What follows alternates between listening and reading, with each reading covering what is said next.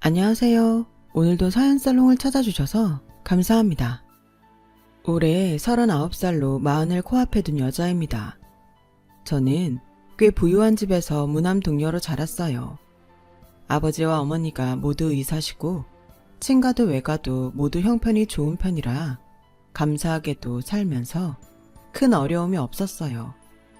그리고 아버지는 치과, 어머니는 산부인과 전문의로 현재까지 같은 병원에서 재직 중이신데 워낙에 두 분 다 어릴 때부터 공부밖에 모르는 사람들이라 연애가 아닌 중매로 만나 결혼하게 되었어요.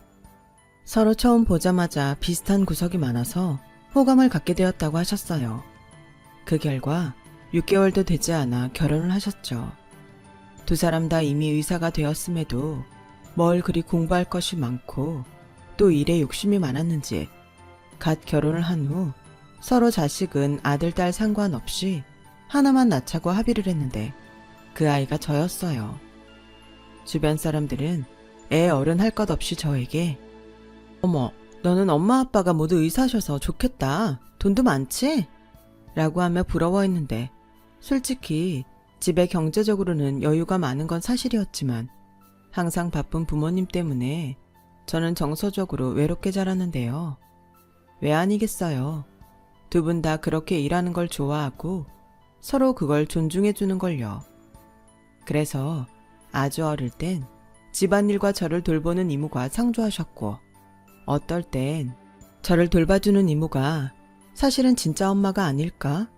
혼자 엉뚱한 착각을 했었을 정도였어요.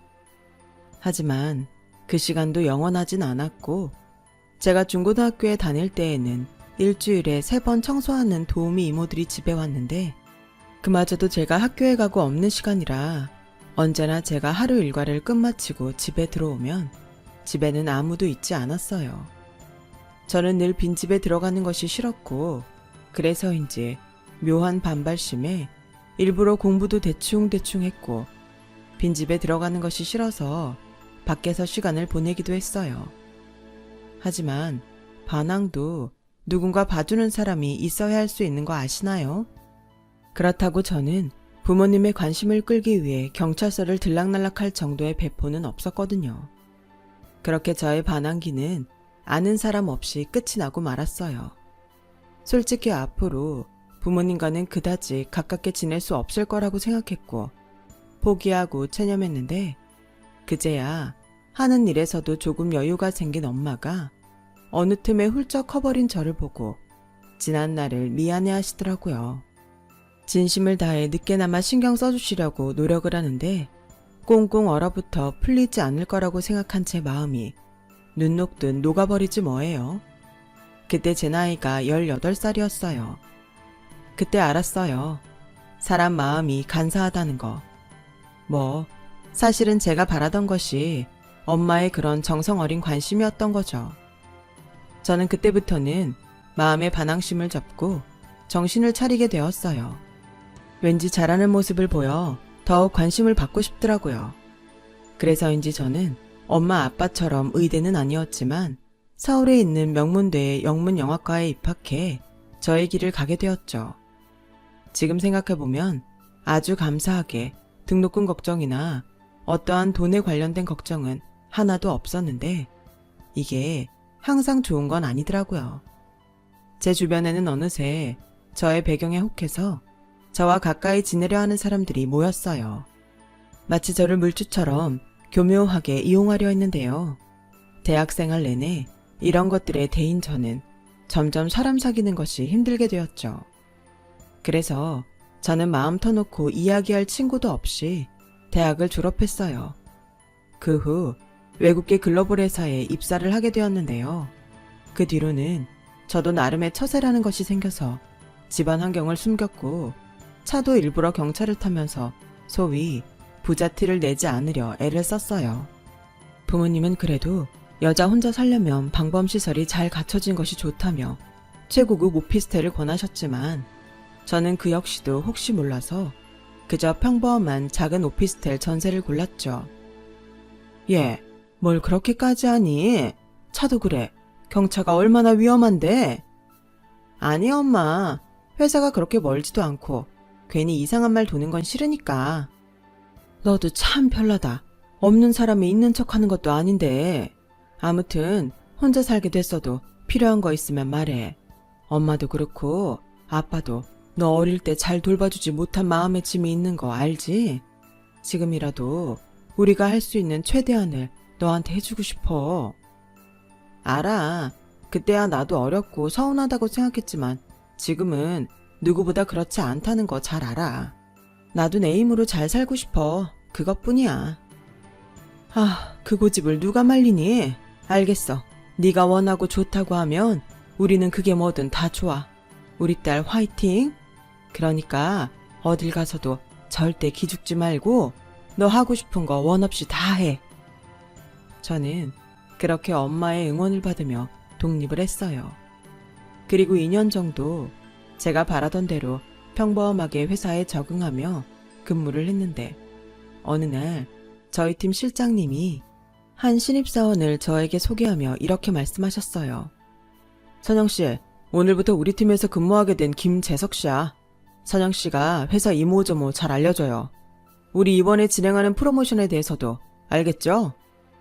네, 알겠습니다. 잘 부탁드립니다, 선배님. 선배님이라니. 저는 그 말이 나쁘지 않았어요. 아니, 오히려 신선했죠. 대학생활 동안 심심치 않게 들었던 말이었는데도 이상하게 다르게 느껴지더라고요. 그렇게 만난 신입사원은 저와 동갑이라는 사실에 저희는 빠르게 친해졌고 그게 인연이 되었는지 서로 좋은 감정을 갖게 되었는데 1년이 채 되지 않아 자연스럽게 연인 사이로 발전하게 되었어요. 그 사람이 저의 전 남편이란 작자이고 그때 당시는 이 관계가 최악의 관계로 변하게 될 줄은 미처 예상하지 못했어요. 저는 남편의 사수로서 이모저모 남편에게 신경을 써주고 있었지만 승진을 앞두고 있었어요. 엄마 아빠의 피를 물려받아 그런지 저 역시 일욕심이 많았는데요. 당시 남자친구였던 남편은 그런 저를 참 살뜰히 챙겨줬어요. 평소 외로움을 많이 탔던 저는 저를 잘 챙겨주고 마음을 써주는 남편이 참 고마웠고 다른 변변치 않았던 연애에 비하면 남편은 정말 흠잡을 곳이 없었기에 은근 결혼을 한다면 이 남자랑 하고 싶다는 생각을 하게 되었죠. 연애를 시작한 지 1년이 되던 해에 지금 당장은 아니더라도 결혼을 하자고 이야기를 나누기도 했어요. 그렇게 연애 4년. 저는 마땅한 타이밍에 이미 부모님 두 분 다 의사라고 이야기를 했어요. 남편은 처음엔 놀라는 듯 보였지만 평소랑 다른 점이 없이 저를 대해주었어요. 반면 남편은 이렇다 하게 내세울 것이 없는 집의 장남이었는데 연애 기간이 길어지다 보니 남편이 집에서 먼저 저를 보고 싶다고 했고 남편에게는 1살 어린 여동생이 있었는데 그 여동생도 오빠와 연애하는 저를 퍽 궁금해한다고 하더라고요. 그래서 저는 긴장은 좀 됐지만 남편의 권유로 한정식 집에서 난생 처음 시댁 가족들을 보게 되었는데요. 나름 긴장을 많이 하고 간 자리였지만 첫 만남부터 시어머니와 시누이는 그리 첫인상이 좋지 않았어요. 듣자 하니 집이 좀 사는 것 같던데 그럼 결혼하면 집에서 뭘 해주신대요? 네? 아직 그런 말은 부모님과 한 적이 없는데요. 어머, 여자나이 29살이면 마음이 급해야 정상인데 부모님들이 당신들 사는 게 바쁘다고 딸한테 너무 신경을 안 쓰네. 난 나보다 우리 애들이 우선인데? 엄마, 여기 언니 부모님은 의사시잖아. 바쁜 게 당연하지. 의사가 뭐 대수야? 아무리 의사여도 자기 자식은 챙겨야지. 솔직히 의사도 돈 버는 직업일 뿐 돈을 아무리 많이 벌면 뭐해? 자식을 잘 키워야지. 어허, 당신 그만해. 생각난다고 다 입으로 뱉지 말라고 했지. 난 다 모르겠고 둘이 결혼을 할 건지 알아야겠네. 재석이가 우리 집 장손이라 우리는 최대한 결혼을 일찍 했으면 하거든. 이미 많이 늦었어. 아, 네. 저희끼리도 결혼 얘기를 종종 했어요. 그리고 저도 재석 씨도 같은 마음이고요. 네, 아버지. 저희 결혼할 마음 있어요. 그래서 이런 자리도 마련한 거고요. 그래, 니들 마음이 그랬으면 우리만 볼 것이 아니라 저기 부모님도 같이 만났으면 좋았을 걸 그랬구나. 천천히요. 저도 아직 인사를 못 가서요. 사내 놈이 꾸물거리면 못 써. 마음 먹었을 때 후딱후딱 해야 된다. 저기 잠깐만. 난 니들 결혼하는 거 찬성인데 여기서 궁금한 게 있다. 니들 결혼하면 신혼집은 당연히 돈 많은 니네 집에서 해주는 거지? 네? 요즘은 옛날 같지 않잖아. 옛날에는 집은 무조건 남자가 해야 한다고 했지만 그게 말이 되니? 형편 좋은 집에 하는 거지. 어차피 니네 둘이 사는 건데. 아, 거기까지는 생각을. 우리 아들이 학교도 좋고 능력도 좋지만 군대 다녀오느라 너보다 입사가 늦었잖아. 게다가 우리는 그냥 평범한 집이고 이왕 좋게 시작하는 거 니네 집에서 좋은 집 준비해주면 얼마나 좋냐. 네가 집 해오면 내 혼수나 예물은 욕심내지 않으마. 그냥 남복이 부끄럽지 않게 네 시아버지 양복이랑 내 혼주 한 번만 해줘. 그때 알았어요. 시어머니는 물질에 굉장히 예민하고 욕심이 많다는 걸요. 그래서 남편에게는 말하지 않았지만 속으로 이 결혼을 하는 게 맞을까? 하는 고민의 시간을 꽤 가졌는데 4년이란 시간 동안 만난 남편에 대한 마음을 접을 수 없었던 저는 결혼을 결심하게 되었어요. 그래, 결혼한다고 해도 1년에 시부모님을 몇 번이나 보겠어? 재석 씨랑 내가 변하지 않고 사랑하는 게 더 중요하지. 솔직히 재석 씨만 놓고 봤을 때는 더할 나위 없이 좋은 사람이잖아. 그래, 괜히 엉뚱한 거에 신경 쓰지 말고 결혼하자. 저는 그렇게 마음을 먹었죠. 며칠 지나지 않아 저희 집에 남편을 데리고 인사를 갔어요. 저희 부모님은 이미 제가 연애를 하고 있다는 사실은 물론이고 제가 남편을 많이 좋아한다는 사실도 알고 계셨어요. 그래서 큰 문제가 없다면 제가 바라는 대로 결혼을 허락해 주실 심상이었고 남편이 인사를 와서 예의 바르게 행동을 하니 부모님의 얼굴엔 만족하는 듯 미소가 걸리셨죠. 듣던 대로 인물이 좋네. 우리 딸이 날 닮아서 외모를 엄청 봐요. 엄마, 뭘 그런 소리래. 아니야. 좋게 봐주셔서 감사합니다. 집이 참 좋네요. 그리고 선영이한테 듣긴 했지만 두 분 정말 존경합니다. 뭘 존경식이나 우리가 뭘 했다고. 두 분 다 훌륭한 의사시잖아요. 이렇게 훌륭한 분들을 장인 장모님으로 모시게 돼서 제가 얼마나 영광인지 모릅니다. 이 사람 우리한테 점수를 따려고 단단히 벼르고 왔네. 여보, 이왕 이렇게 된 거 우리 사위 삼읍시다. 누가 뭐래요? 우리 딸이 얼마나 좋아하는데 난 이미 얼굴 보기도 전에 그렇게 생각했네요. 그래서 내가 씨암탉도 잡았는걸요. 엄마가 직접? 에이, 설마. 요즘은 그냥 끓이기만 해도 되게 잘 나오더라. 어서 와요. 우리 이제 가족인데 편하게 있자고요. 그렇게 좋은 분위기 속에 저와 남편의 결혼 허락은 떨어졌고 양가 허락하에 저희는 본격적으로 결혼 준비에 들어갔는데 역시 문제는 돈이었어요. 저는 어렵지만 엄마에게 시어머니 되실 분이 집을 해오길 원한다고 말씀드렸고 저희 엄마는 돈이 문제가 아니라 앞으로 계속 이런 식으로 요구하는 거 아니냐고 걱정을 하셨는데 시작부터 잡음이 생기지 않길 바라는 마음에 서울 강남에 있는 20평대 아파트를 전세로 얻어주셨어요. 그런데 어머, 사주는 것도 아니고 전세? 있는 사람들이 더하다더니 딱 그 꼴이네. 자식 결혼시키면서 돈을 아끼냐? 엄마, 원래 부자들이 더 짜. 그래도 그렇지. 신혼집을 자가도 아니고 남의 집살이를 시키냐고. 어머니, 제가 그렇게 해달라고 했어요. 신혼집에서 평생 사는 것도 아니고 아이 생기면 이사할 수도 있는데 뭐하러 처음부터 욕심을 내나 싶어서요. 어머, 넌 머리도 나쁘지 않으면서 경제 개념이 없구나. 집에 돈이 많아 그런가?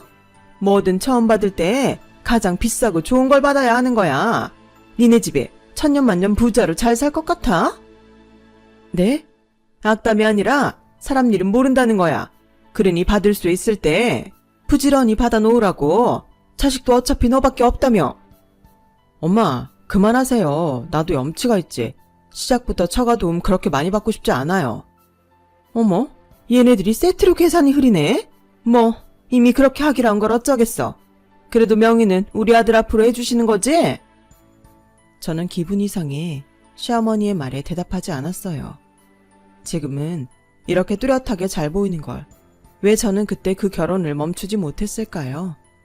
지금 생각해도 저는 계산이 흐린 게 아니라 제가 겪을 미래를 예감하지 못했어요. 아무튼 그렇게 시작된 결혼 생활은 생각처럼 순탄하진 않았는데 이 역시 시어머니와 시누이 때문이었죠. 예, 네 시누이가 다음 주에 생일인 거 아니? 너 결혼하고 처음 시댁 식구 생일이잖아. 뭐든 첫 번째가 중요하다. 생각도 오래 남아. 네, 아가씨가 뭘 좋아해요? 알려주시면 참고로 할게요. 너도 참 센스가 없다. 여자들은 다 똑같지? 네가 좋아하는 걸 내 딸도 좋아하겠지. 그게 무슨 말인지 저는 잘 모르겠는데. 아, 답답해. 비싸고 좋은 거 누가 봐도 아, 저거 비싼 거다. 다 아는 거. 올케가 생일 선물로 사줬다고 하면 얼마나 있어 보이고 좋겠니? 시어머니는 대놓고 비싼 것을 자기 딸에게 사주라고 저에게 백화점 명품관을 가자고 했어요. 뭐 제 마음이 좋다면 충분히 해줄 수도 있는 거지만 이렇게 억지로 끌려가 돈을 쓰게 되니 절대 좋은 마음이 들지 않더라고요. 그래서 저는 백화점 모 명품 브랜드 매장에 들어가 100만 원대 중반의 작은 가방을 골랐고 시어머니는 마음에 들어 하지는 않으시는 눈치였지만 저는 그걸 무시하고 계산해버렸어요. 어차피 돈은 제가 내는 거였으니까요. 그리고 자기도 뭐 하나 사줄까 하는 눈으로 한눈에 봐도 비싸 보이는 가방을 만지작거리고 있었는데 그 모습을 보니 저도 심술이 나서 다 됐으니까 가시죠 라고 말해버렸네요. 그 후 저는 시어머니에게 손이 작다, 속도 좋다 라는 황당한 말을 듣게 되었고 시누이 역시 어떤 기대를 한 바가지를 한 건지 제가 준 명품 선물에도 얼굴이 삐죽삐죽했어요. 그렇게 저는 시어머니와 시누이에게 미움을 사게 되었어요. 그들이 무슨 말을 하든 무슨 행동을 하든 무시해버렸는데요. 제가 그러면 그럴수록 시어머니와 시누이는 제가 자기들을 무시해서 그런다며 더욱 악질적으로 변해갔어요. 솔직히 이렇게 될 줄 알았다면 그 명품 선물도 하지 않는 건데 마음 같아서는 도로 뺏어오고 싶었지만 가족 사이에 거기까지 가면 그땐 정말 개싸움이 될 것 같아 남편을 보고 참았어요. 또 시아버지는 그래도 말이 통하는 부분이 있었는데 며느리에 대한 본분 어쩌고 정도만 제가 잘 지키면 딱히 저에게 뭐라고 하지 않으시기에 그래도 내신 남편과 시아버지는 제 편이라고 생각했었네요. 그렇게 결혼하고 1년이 되었어요. 저는 그 사이 일도 바빴어요. 시어머니와 시누이와 관계 회복을 위한 그 어떤 일도 일어나지 않았기에 시댁에는 정말 가지 않으면 욕먹는 날에만 가게 되더군요. 그 역시 시어머니는 그런 저를 마음에 담아두고 자기 기분 나쁠 때면 저에게 전화를 걸어 시비를 거셨어요. 예, 너 인생 그렇게 살지 마. 돈 좀 있다고 이게 시애미를 무시해? 너 어서 임신하고 회사 관둬라. 어디 며느리가 시집을 났으면 애를 가질 생각을 해야지. 내 친구 며느리는 자기 시어머니한테 차도 사주고 해외여행도 보내준다고 하던데 너는 돈 많다고 그렇게 자랑을 하면서 어째 나한테 뭐 하나 베푸는 게 없니? 네가 그래놓고 내 며느리라고 할 수 있어? 친정이 잘 살면 뭐해? 뭐 하나 오는 게 없으니? 너 돈 많다고 한 거 뻥친 거 아니니? 저 맹세코 남편을 포함한 시댁 식구에게 돈 많다고 한 번도 얘기한 적 없어요. 그런데 시어머니는 제가 돈 자랑은 그렇게 하면서 뭐 하나 해주는 거 없다고 말씀하시더군요. 또 당신 마음에 드는 물건이나 돈의 액수가 아니면 받았다고 생각도 하지 않으시기에 어느새 저는 뭘 사드리고 싶은 마음도 없어져 버렸어요. 그래서 그렇게 시비를 거는 전화가 올 때면 한껏 바쁜 척을 하며 어머니 죄송해요. 저 지금 회의 들어가야 해서 다음에 얘기해요. 라고 끊어버렸는데요. 그럼 또 자기 전화를 그따위로 받았다고 저녁에는 저희 집으로 출동을 하셨어요. 내가 정말 화가 나서 참을 수가 없어서 왔다. 넌 학교 다닐 때 어른한테 지켜야 할 예절이나 도덕 같은 건 안 배웠니? 그럴 리가요. 당연히 배웠죠. 근데 어머님이 말씀하시는 예의랑 제가 생각하는 예의는 좀 다른 것 같아요. 뭐? 저는 기본적으로 지켜야 할 도리는 지켰다고 생각하는데 어머님은 제가 어머님이 원하는 액수만큼 쓰지 않아서 화가 나신 거잖아요. 저 누누이 말씀드렸는데 돈 없어요. 저희 월급 받아서 각자 관리하고 있고 여기 전세 만기되면 이사도 가야 해서 남는 것도 없거든요. 얘가 지금 무슨 헛소리야? 너 돈 많은 친정 있잖아. 누굴 바보로 알아? 그것도 그래요. 저희 집에 돈 많다고 말한 적도 없고 돈이 많다고 해도 그 돈이 제 돈은 아니잖아요. 부모님한테 돈 달라고 해서 어머님께 쓰라는 말씀이세요? 저 말하는 싸가지 좀 봐. 내가 언제 너한테 그렇게 하라고 했어? 이건 마음의 문제야. 네가 나를 개떡같이 하니까 그러는 거잖아. 됐고, 내가 이것만큼은 오늘 확실하게 약속을 받아야겠어. 너 매달 나한테 용돈 좀 줘라. 엄마, 내가 용돈 매달 드리잖아. 근데 뭘 이 사람한테 용돈을 달래? 네가 중간에서 그러니까 얘가 더 그러는 거야. 네가 주는 용돈은 원래 너 장가 가기 전에 줬던 거 그대로잖아. 네 아버지도 하루가 다르게 아픈데 우리도 이제 늙어서 니들이 주는 돈 없으면 생활 못한다. 그리고 기정이도 시집 보내고 그러려면 돈이 필요하잖아. 저는 어이가 없어서 그냥 입을 꾹 닫았어요. 아까 말한 대로 저와 남편은 각자 수입을 각자 관리하고 있었거든요. 툭 까놓고 남편이 저보다 연봉이 적은데 결혼 전부터 집 때문에 얻은 빚도 있고 집에 돈도 보낸다고 해서 괜히 그거 가지고 부부싸움 하는 것이 싫었던 저는 각자 수입을 관리하는 대신 공동생활비로 서로 100만 원씩만 내놓자고 합의를 봤죠. 시어머니는 계속 저에게만 돈 얘기를 하셨던 거예요.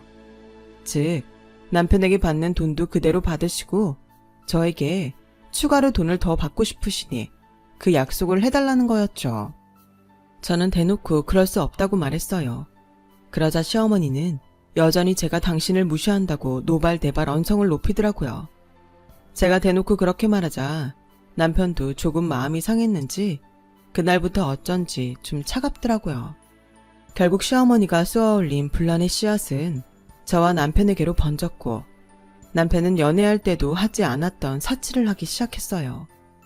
처음엔 수입을 각자 관리하기에 그런 걸 터치하는 것이 맞지 않다고 생각해 말하지 않았는데 그게 3개월, 6개월이 되가니 남편이 먼저 저에게 손을 벌리더라고요.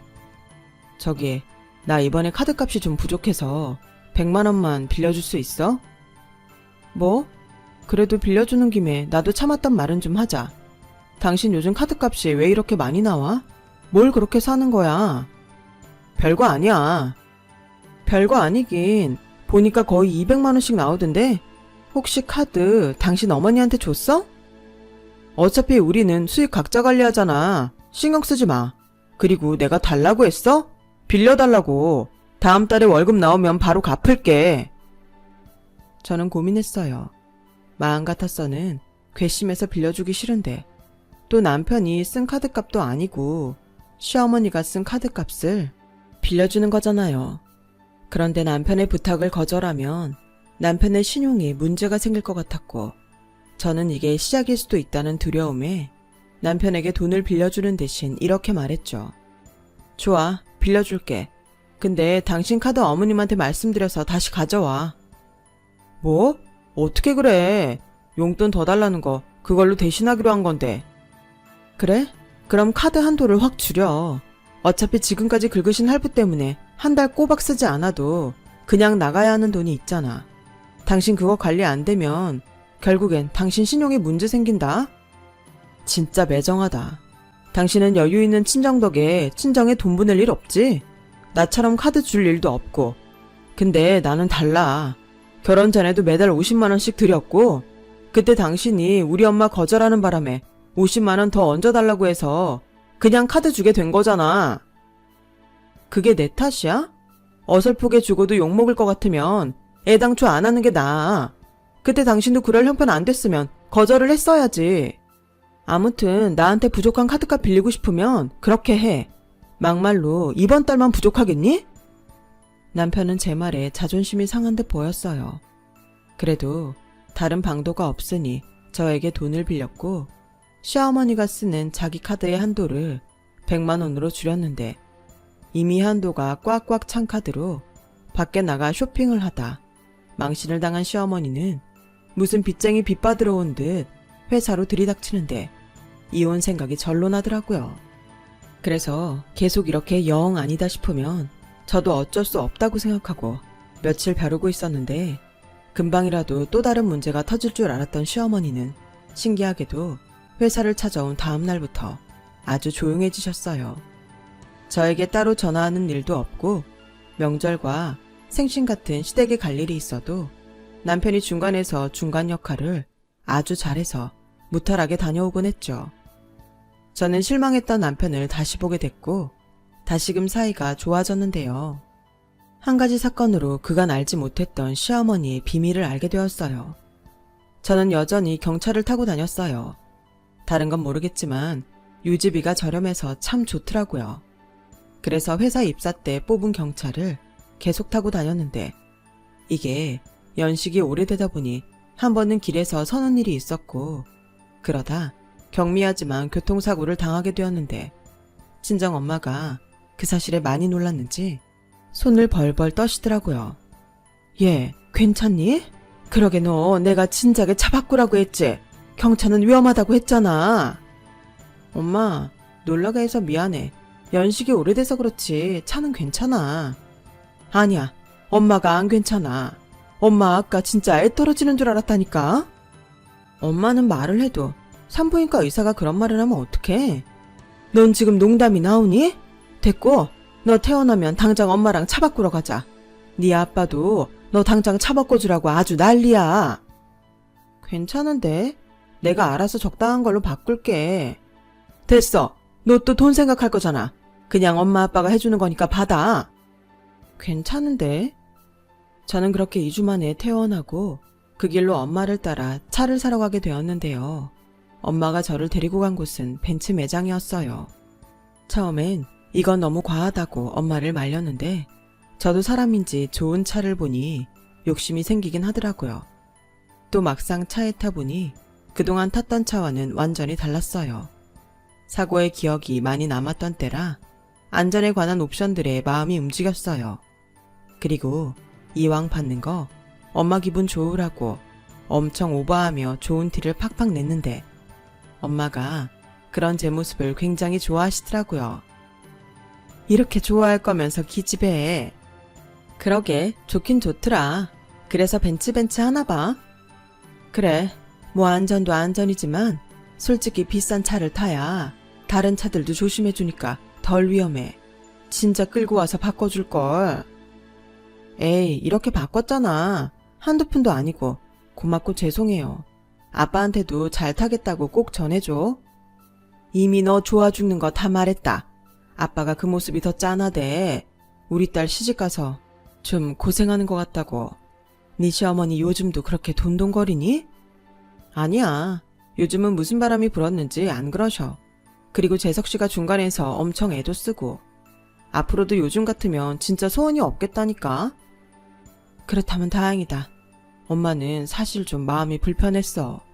그럼 이제 너 애 가질 준비도 하게. 언제 엄마 병원으로 와. 애도 너무 늦게 가지면 힘들어. 알겠어. 안 그래도 슬슬 애기 생각하고 있었거든. 저는 그렇게 친정엄마와 좋은 시간을 보내고 집으로 왔어요. 그리고 얼마 후에 신차가 나왔고 저는 차 받을 생각과 병원도 갈 겸 휴가를 냈는데 생각보다 시간이 많이 남아서 집에 들어가 샤워를 하려고 욕실에 들어갔어요. 그날이 저희 결혼 기념일이었거든요. 원래는 남편과 조촐하게 식사나 하면서 보내려고 했는데 친정에서 모처럼 함께 좋은 곳에서 저녁을 먹고 좋은 호텔을 잡아주신다고 하셔서 남편과 따로 밖에서 만나기로 했거든요. 그런데 제가 욕실에 들어가 5분 정도 지났을까? 문 밖에서 비밀번호 누르는 소리가 들리더니 현관문이 열리길래 저는 당연히 남편으로 알았고 욕실에서 나가려고 하는 순간 시어머니와 시누이의 목소리가 들려와서 정말 깜짝 놀라고 말았어요. 그리고 그들이 나누는 대화에 저는 더욱 경악을 금치 못하게 되었죠. 엄마, 오빠가 그러는데 새언니 친정에서 차 바꿔줬대. 벤츠라나? 뭐라고? 그 비싼 차를 네 새언니만 사주는 거야? 우리 아들은 안 바꿔주고? 차를? 게다가 벤츠인데? 새언니도 진짜 이상해. 집에 그렇게 돈이 많은데 왜 그런 똥차를 타다 사고 가나? 나도 걔 진짜 이상해. 무슨 청승을 그렇게 떠니? 난 진짜 이해할 수가 없어. 엄마, 여기 벤츠 키 있다. 새언니 집에 있나? 무슨 소리야? 오늘 걔 지네 식구들이랑 밖에서 밥 먹는다며. 아, 그래서 차 두고 갔나? 새언니 진짜 좋겠다. 난 벤츠 같은 차 언제 타보지? 언제 타보긴 오늘 타면 되지. 엄마 면허증 있다. 엄마 장롱 면허잖아. 엄마 지난달에 연수 받았잖아. 이건 하늘에서 엄마도 벤츠 한번 끌어보라고 일부러 만들어주신 기회일 거야.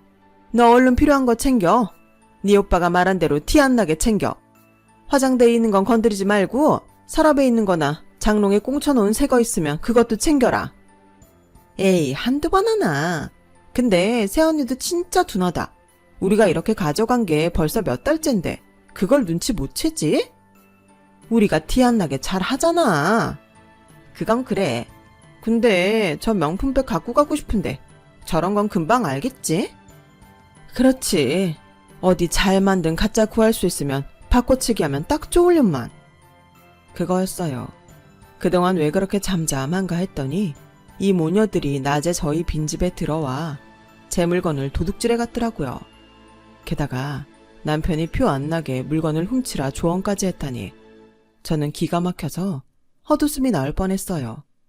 그러고 보니 얼마 전 분명 새로 산 화장품을 장롱에 뒀던 것 같은데 그게 없어져서 한참을 찾았던 적이 있었거든요. 그때 남편의 행동과 말이 부자연스럽긴 했어요.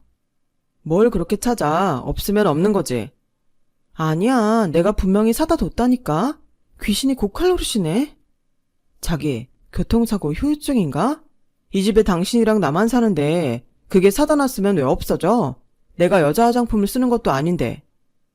하지만 그날 이후 핸드폰 카드 내역에 제가 화장품 구매한 내역이 분명히 있었고 그때 당시는 장롱이 아닌 다른 곳에 두고 찾았나 하는 생각에 다른 곳을 더 찾아보자고 생각하고 넘겼었는데 그들이 범인이 맞았던 거였어요. 매번 새 물건은 물론이고 제가 잘 사용하지 않는 것들을 귀신같이 알아채고 가져간 그들, 분명 남편이 중간에서 알려주지 않았다면 불가능할 일이었죠. 남편과 시어머니 그리고 시누이를 용서할 수 없었어요. 그래서 결정적인 증거를 잡기 위해 저는 욕실에서 숨죽이고 타이밍을 노렸고 시어머니와 시누이는 이번에도 잔뜩 제 물건을 챙겨서 제 차를 타러 집 밖으로 나갔는데 저는 일부러 그들을 잡지 않았어요. 분명 차도 자기들이 타고 제가 눈치 못 채게 가져다 놓으면 된다고 생각했을 텐데 저는 결정적인 현장을 잡고 싶었고 어떻게 하면 이들을 단단히 혼내줄 수 있을까 고민했는데요. 물론 저들이 차키를 갖고 나가려는 그 찰나에 현장을 잡을 수도 있었지만 이미 뻔뻔한 그들이 저에게 어떤 비상식적인 행동을 할지 예측할 수가 없었기에 그것 이상의 무언가를 찾고 싶었어요. 그래서 생각한 끝에 친정 부모님에게 밖이 아닌 집에서 식사를 하자고 했고 제 연락을 받은 남편은 당황한 기색이었지만 이미 결정이 되어 부모님이 모두 집으로 오시기로 했다는 소리에 더 이상 별말을 하지 못했어요. 저는 지하 주차장에서 시어머니가 끌고 간 제 차를 기다렸죠. 그러는 사이 친정 엄마를 태우고 친정 아빠가 저희 집 주차장에 도착했는데 저 멀리서 저의 벤츠가 들어오고 있는 것이 보였어요. 내 차다. 뭐? 넌 차를 누구 빌려준 거야? 아니, 도둑 맞았어, 시어머니한테. 그리고 아마 저 차에 내 물건들도 가득 있을걸? 그동안 몰랐는데 내 물건을 계속 훔쳐갔더라고. 뭐라고? 저놈의 옆에 내가 미쳤네. 여보. 가만히 있어봐. 저러다 다시 도망이라도 가면 어떡해. 아빠만 믿어. 저와 친정부모님은 제 차가 주차될 때까지 몸을 숨기고 기다렸어요. 그러다 시어머니가 운전석에서 내렸고 시누이가 뒷자리에서 제 것으로 보이는 물건들을 내리더라고요. 너 빨리 가서 이거 갖다 놔. 싫어. 그러다 들키면 어떡해. 들켜도 네가 들키는 게 낫지. 내가 들키면 그게 무슨 망신이니? 아씨, 짜증나. 왜 갑자기 집에서 밥을 먹는다고 지랄이야. 그러게 말이다. 돈도 많은 인간들이? 그때였어요. 저희 아빠가 사돈, 안녕하세요. 라며 시어머니에게 걸어갔고 저희 아빠를 발견한 시어머니와 시누이의 얼굴은 사색이 되었는데요. 저희 아빠는 아무것도 모른다는 듯 이렇게 말씀하셨어요. 그동안 잘 지내셨어요? 오늘 애들 결혼기념일이라 같이 식사라도 하려고 왔는데 잘 됐네요. 같이 하시죠. 안녕하세요, 사돈. 저는 괜찮습니다. 며느리도 부모님 계시는데 편하게 있어야죠. 저는 잠깐 들린 거예요. 아, 그러세요?